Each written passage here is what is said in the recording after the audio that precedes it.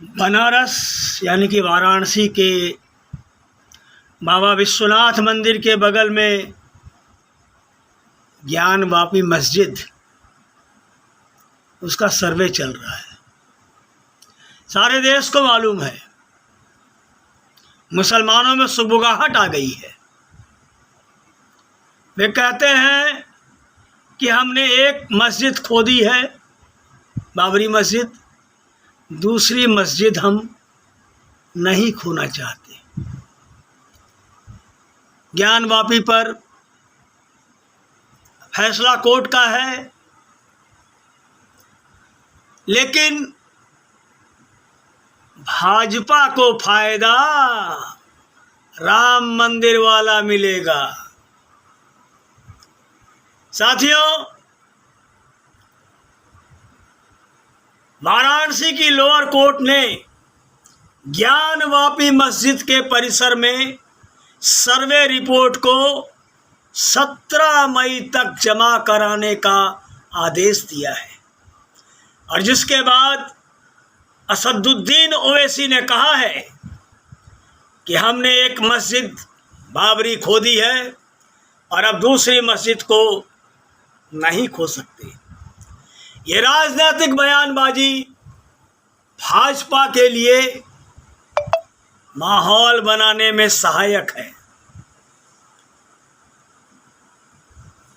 वाराणसी की lower court ने ज्ञान वापी मस्जिद के परिसर में सर्वे रिपोर्ट को 17 मई तक जमा कराने का आदेश दिया है, और जिसके बाद से AIMIM चीफ असदुद्दीन ओवैसी ने कहा है कि हमने एक मस्जिद खोदी है और अब दूसरी मस्जिद को नहीं खो सकते। मस्जिद कमेटी को तुरंत सुप्रीम कोर्ट जाना चाहिए। हालांकि इस मामले में सुप्रीम कोर्ट ने ज्ञान वापी मस्जिद परिसर के सर्वे पर तत्काल रोक लगाने से इनकार कर दिया। सुप्रीम कोर्ट ने कहा कि पहले मामले से जुड़ी फाइलें देखी जाएंगी। वैसे वाराणसी के लोअर कोर्ट के किसी भी हॉल में सर्वे पूरा करने के आदेश की बात हो या सुप्रीम कोर्ट का सर्वे पर तत्काल रोक लगाने से इनकार की बात हो, इन सभी फैसलों पर हो रही राजनीति को देखकर कहा जा सकता है कि ज्ञान वापी पर फैसला कोर्ट का है, लेकिन फायदा भाजपा को राम मंदिर वाला मिलने वाला है। सुप्रीम कोर्ट द्वारा अयोध्या में राम मंदिर के पक्ष में फैसला दिए जाने के बाद से निर्माण कार्य में भरपूर तेजी दर्ज की गई है। श्री राम जन्मभूमि तीर्थ क्षेत्र ट्रस्ट के महासचिव चंपत राय की बात अगर माने तो भव्य राम मंदिर का निर्माण दिसंबर 2023 तक पूरा कर लिया जाएगा। हालांकि धार्मिक कारणों के चलते गर्भगृह में रामलला मकर संक्रांति को विराजमान होंगे। खैर, धार्मिक कारणों से इतर राम मंदिर के राजनीतिक कारणों की चर्चा भी जरूरी है, क्योंकि 2024 में अयोध्या में रामलला को विराज कराने के बाद ही देश में आम चुनाव का बिगुल फूंका जाएगा, जो सीधे तौर पर भाजपा को सियासी फायदा पहुंचाने वाला होगा। साथियों, वैसे काशी विश्वनाथ मंदिर से लगी ज्ञान वापी मस्जिद में हालिया आए फैसलों से ये साफ हो गया है, इस मामले पर भारतीय न्याय व्यवस्था के अनुरूप ही सुनवाई चलती रहेगी। अयोध्या में राम मंदिर का मामला इसका एक बेहतरीन उदाहरण है, जहां सुप्रीम कोर्ट ने भी आदेश देने से पहले महीनों तक इसे मध्यस्थता से सुलझाने के लिए एक कमेटी बनाई थी, जिसका कोई हल नहीं निकला। खैर, भाजपा के लिए ज्ञान वापी मस्जिद का मामला राम मंदिर का ही एक्सटेंशन कहा जा सकता है, जो भाजपा के लिए उंगलियां घी और सिर कढ़ाई में वाली बात ही कही जा सकती है।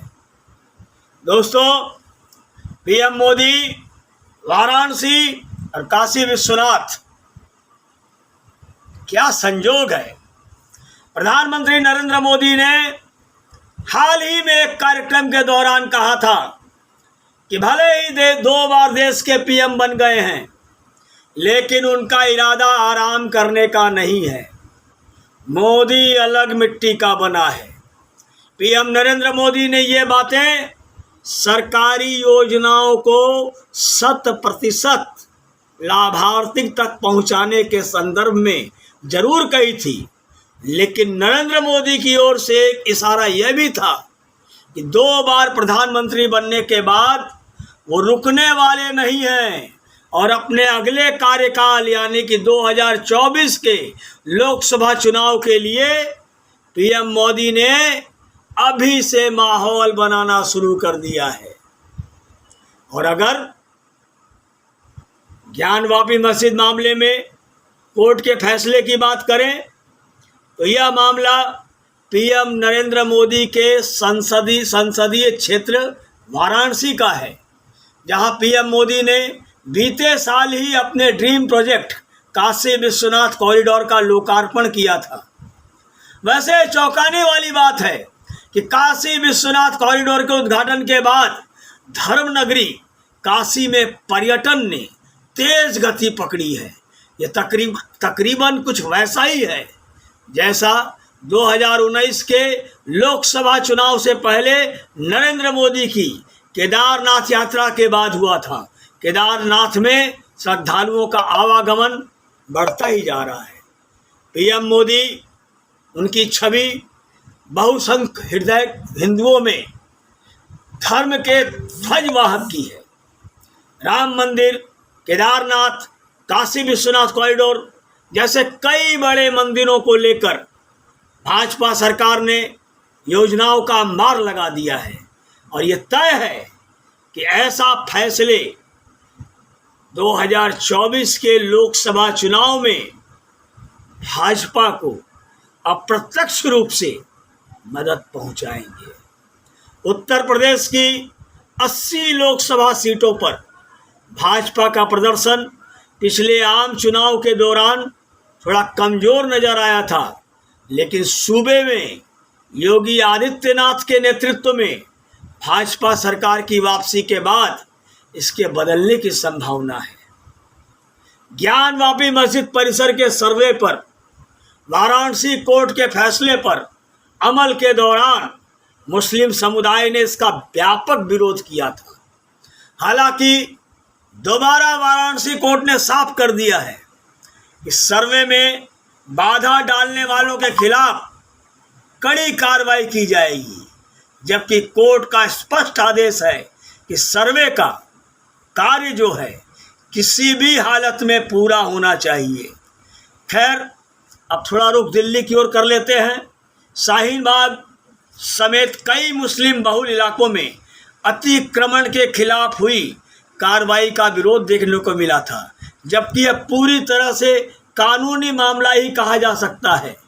लेकिन देश में मुस्लिम समुदाय का एक वर्ग लोगों को कानून और संविधान के नियमों को भी ताक पर रखने के लिए उकसाता रहता है। इस तरह की तस्वीरें देश में कानून का पालन करने वाली जनता के बीच मुसलमानों की एक अराजक छवि स्थापित करती है। हालांकि ऐसे मामलों पर विरोध को देखने के बाद लगता नहीं है कि मुस्लिम समुदाय के एक हिस्से को शायद ही इस बात की चिंता है।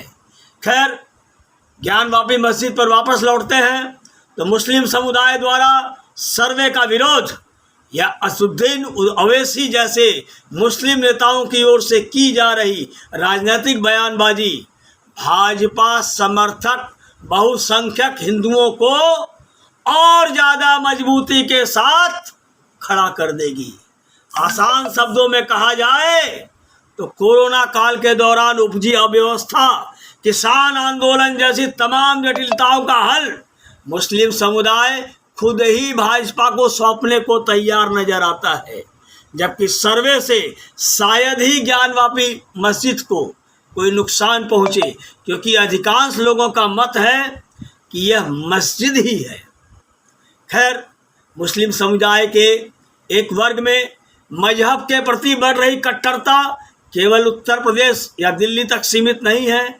बीते दिनों राजस्थान में भड़की सांप्रदायिक हिंसा, कर्नाटक में हिजाब को इस्लाम का अनिवार्य हिस्सा बनाने की जंग जैसे कई मामलों ने बहुसंख्यक हिंदुओं को सोचने पर मजबूर कर दिया है कि आखिर ऐसा क्यों हो रहा है।